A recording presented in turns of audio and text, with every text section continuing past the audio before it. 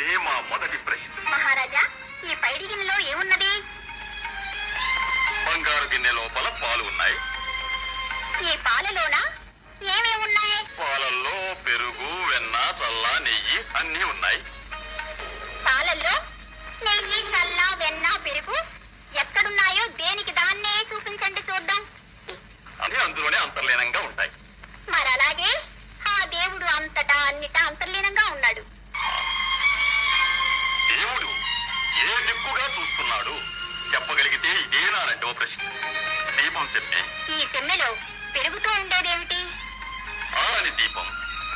ఈ దీపం ఏ దిక్కుగా వెలుగు వెదజల్లుతూ ఉన్నది? మీరు చెప్పగలరా మరి?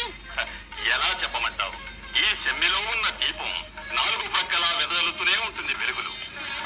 మరలాగే దేవుడు అన్ని దిక్కులా చూస్తూ ఉన్నాడండి. ఇప్పుడు ఆ దేవుడు ఏం చేస్తున్నాడు? ఈ సందేహమే మా చివరి ప్రశ్న.